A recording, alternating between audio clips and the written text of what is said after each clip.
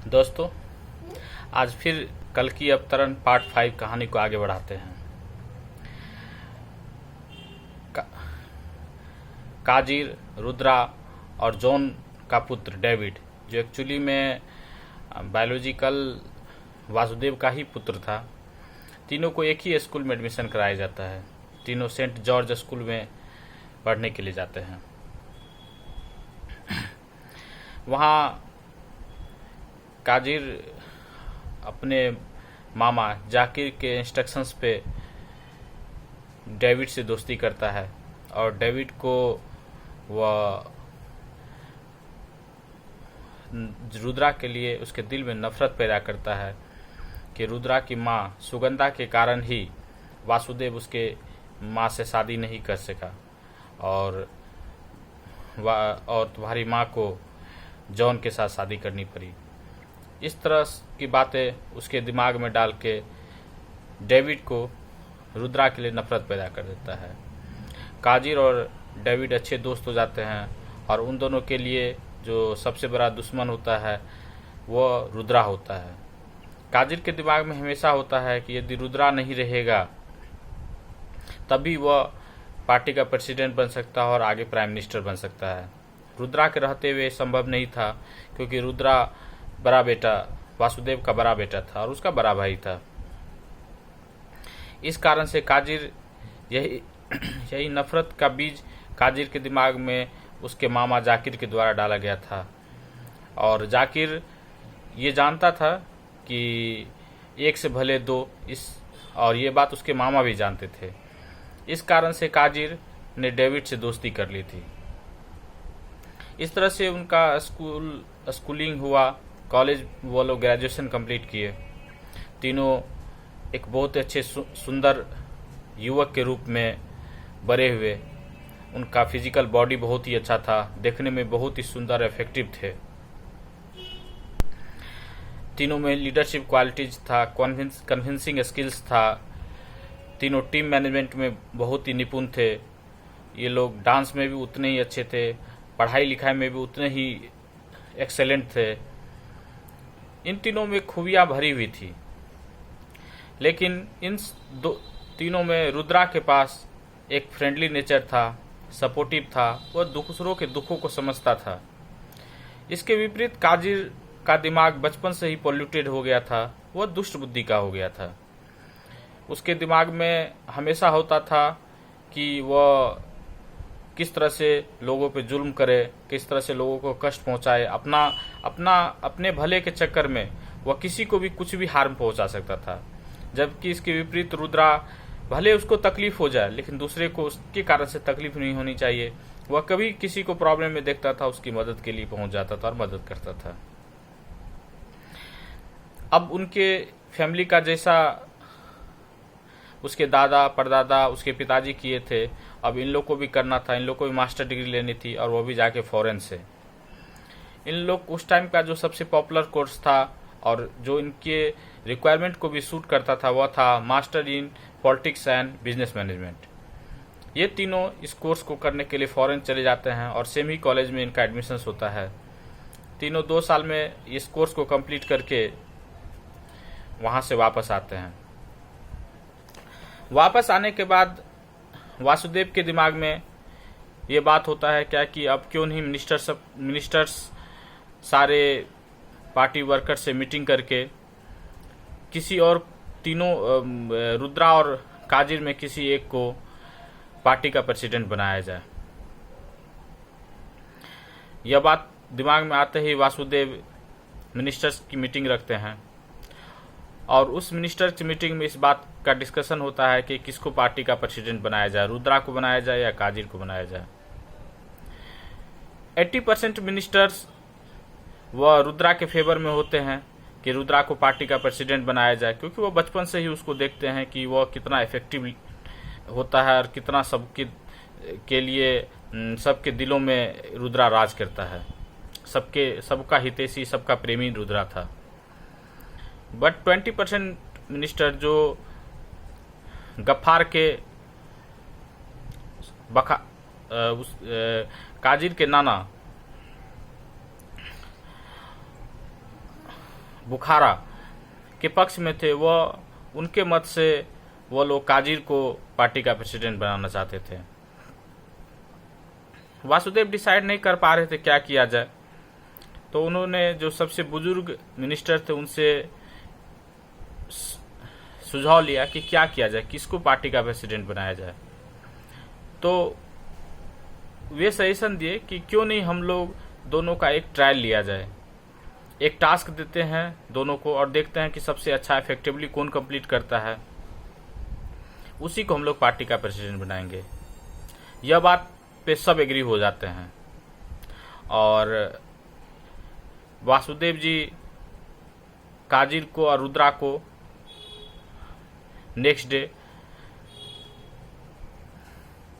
Parliament में बुलाते हैं, पार्टी मीटिंग में बुलाते हैं और पार्टी मीटिंग में अपना डिसीजन सुनाते हैं कि हम लोगों ने निर्णय लिया है कि पार्टी का प्रेसिडेंट किसी युवक को बनाया जाए और मेरे पास तुम दोनों कैंडिडेट हो, रुद्रा और काजिर, और हम पूरे पार्टी के वर्कर्स को, पार्टी के मिनिस्टर्स को तुम दोनों पे पूरा विश्वास है कि तुम दोनों इस पोस्ट के योग्य हो, बट दोनों को सेम ही टाइम में प्रेसिडेंट नहीं बनाया जा सकता है। इसलिए हम लोग सर्वसम्मति से निर्णय लिए हैं कि हम लोग तुमको एक काम दिया जाएगा, एक असाइनमेंट दिया जाएगा, जो इस असाइनमेंट को अच्छे से कंप्लीट करेगा उसी को पार्टी का प्रेसिडेंट बनाया जाएगा। दोनों एग्री हो जाते हैं, रुद्रा और काजिर एग्री हो जाते हैं और 1 वीक के बाद बोला जाता है कि उनको आपको फिर से मीटिंग होगा और उसमें असाइनमेंट दिया जाएगा। इधर 1 वीक के अंदर क्या होता है कि अचानक एक पैंडेमिक आर्या देश पे अटैक होता है, एक पैंडेमिक आर्या देश में आ जाता है। ये पैंडेमिक बहुत ही भयंकर था। ये पैंडेमिक में क्या था कि सूर्य की तेज रोशनी बॉडी पे पड़ते ही शरीर में अजीब टाइप के इन्फेक्शन हो जाते थे, शरीर जलने लगता था और ऐसे बहुत सारे केस हो रहे थे और लोगों का दिन में घर से निकलना मुश्किल हो गया था। अब दिन में बिना घर से निकले ये संभव नहीं था और दिन में घर से निकले तो थोड़ी देर बहुत हीट पड़ने के कारण से शरीर में अजीब टाइप से इन्फेक्शन हो जाता था और काफ़ी ज़्यादा जलन होता था और उनको इमिडिएटली हॉस्पिटल में एडमिट करना पड़ता था। हॉस्पिटल में इतनी जगह नहीं थी कि वह सारे पेशेंट्स को एडमिट कर सके, तो बहुत लोगों को घर में ही रखना पड़ता था, घर में ही उपचार करना पड़ता था। इस कारण से बहुत सारी मृत्यु होने लगी। यह देख के चारों ओर हाहाकार मच गया था, किसी को कोई सोल्यूशन समझ में नहीं आ रहा था कि इसका क्या सोल्यूशन पॉसिबल है। इस महामारी को रोकने के लिए, इस पैंडेमिक को रोकने के लिए क्या किया जाए, किसी को समझ में नहीं आ रहा था। पार्टी की मीटिंग बुलाई गई, सारे एमपीज आए, ऑपोजिशंस के एमपीज भी आए, सारे मिनिस्टर्स आए, सबके साथ डिस्कशन हुआ, बहुत सारे विचार विमर्श आए, बट इसका कोई सोल्यूशन समझ में नहीं आ रहा था। तब ऐसा निर्णय किया गया कि क्यों नहीं ये टास्क इन दोनों को दिया जाए, रुद्रा और काजिर को दिया जाए और उन लोग को 1 वीक का टाइम दिया जाए कि 1 वीक के अंदर कुछ ऐसा एक्शन प्लान बना के लाए ताकि इस पैंडेमिक को रोका जा सके या मिनिमाइज किया जा सके इसके इफेक्ट को। इसके लिए सभी एग्रीड हो जाते हैं। रुद्रा और काजिर को नेक्स्ट डे पार्टी मीटिंग में बुलाया जाता है और उन लोग को बोला जाता है कि आपको पता ही है कि अभी हमारा देश किस तरह से इस पैंडेमिक से गुजर रहा है, इस महामारी से गुजर रहा है, और आप दोनों को टास्क दिया जाता है कि विद इन 1 वीक इसका कारण का पता लगाएं और इससे क्या निपटारा किया जा सके, इसको कैसे मिनिमाइज किया जाए और इसका क्या सॉल्यूशन पे वर्कआउट किया जाए, इसका आप लोग एक प्लान बना कर लाइए। दोनों चले जाते हैं। रुद्रा जो है वह भी अपने इस महामारी के सॉल्यूशन के लिए वर्कआउट करना शुरू करता है, लेकिन उसके दिमाग में सबसे पहला कारण आता है कि इसका क्या रीजन हो सकता है, क्यों सूरज की रोशनी हमारे पास इतना हीट के रूप में पहुंच रही, इतना वेग रूप में पहुंच रही है कि हमारे बॉडी में इन्फेक्शन हो जा रहा है, हमारे पब्लिक इससे ग्रसित हो जा रहा है। सबसे पहले रूट कॉज को यदि देखा जाए तो उसके बाद इस एक सॉल्यूशंस को फाइंड आउट किया जा सकता है, क्या कि इसका इमीडिएट सॉल्यूशन क्या हो सकता है, शॉर्ट टर्म सॉल्यूशन क्या हो सकता है और लॉन्ग टर्म सॉल्यूशन क्या हो सकता है। वहीं काजिर इस रूट कॉज को देखने के बजाय वह सिर्फ सॉल्यूशंस पे वर्कआउट करने लगा। डिफरेंट टाइप्स के डॉक्टर से, साइंटिस्ट से वो बात करने लगा कि किसका क्या संभव हो सकता है और क्या किया जा सकता है। रुद्रा भी डॉक्टर से, साइंटिस्ट से, इन्वायरमेंटलिस्ट से बात कर रहा था, बट वो रूट कॉज की और पहले ध्यान दे रहा था कि इसका रूट कॉज क्या हो सकता है। इस तरह से दोनों अपना असाइनमेंट, दोनों अपना वर्कआउट करते हैं और 1 सप्ताह के बाद फिर से मीटिंग बुलाया जाता है पार्टी वर्कर्स की। उसमें रुद्रा को बोला जाता है कि तुम बताओ कि क्या इसका क्या सॉल्यूशन हो सकता है। तो काजिर गुस्सा हो जाता है, नाराज हो जाता है कि पहले मैं बताऊंगा। तो बोला गया ठीक है काजिर तुम ही बताओ। काजिर बताता है कि उसने साइंटिस्ट, आयुर्वेद के डॉक्टर, एलोपैथ के डॉक्टर, इन लोगों से बात किया और इन लोगों के बात करने से इनको मालूम हुआ कि इसका जो उपाय है, सबसे बड़ा उपाय है कि सबसे पहले लोग घर से निकलना बंद करें, सबके घर में एसी की फैसिलिटी हो और जो भी वर्क हो वह सिर्फ नाइट में ही हो। और उसके अलावा हम लोग ये जब तक काम होता रहेगा तब तक हम लोग इसके लिए उपाय भी खोजेंगे, प्लस वैक्सीन का भी पता लगाएंगे क्या वैक्सीन हो सकता है कि ताकि इस महामारी से बचा जा सके।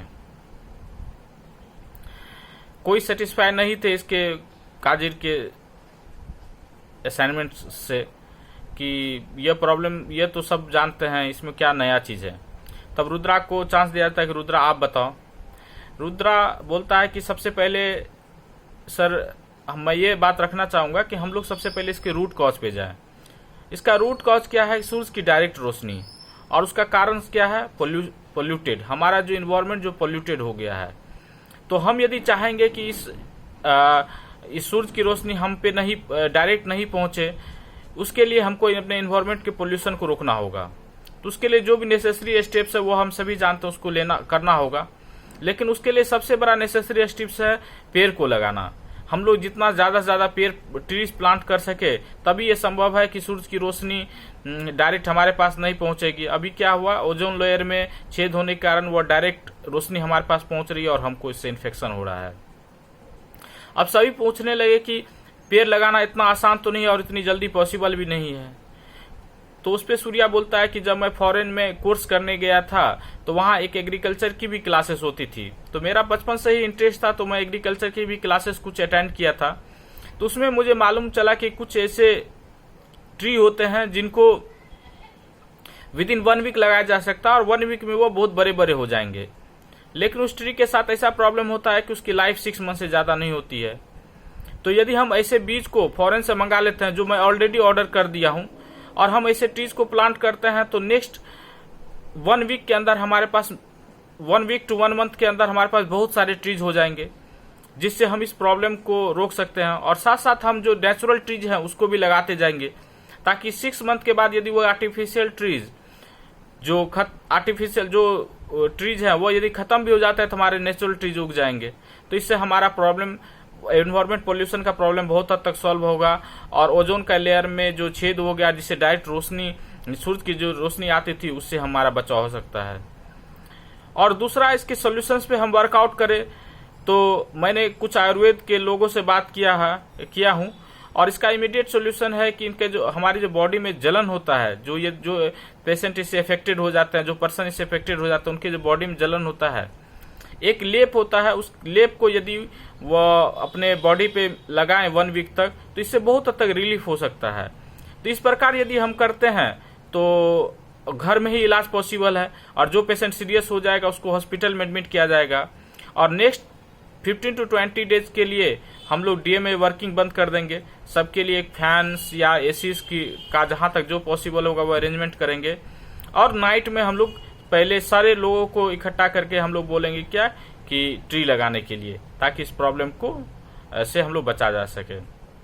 यह बात सबको अच्छा लगता है और सब सम्मति से ये डिसाइड किया जाता है कि यह जिम्मेदारी रुद्रा की होती है कि वो एक पेड़ लगाने के पहल को शुरू करे और मैक्सिमम से मैक्सिमम पेड़ लगाए और 1 मंथ के बाद फिर उसका जो रिपोर्ट है वो इस पार्टी मीटिंग में सबमिट किया जाए।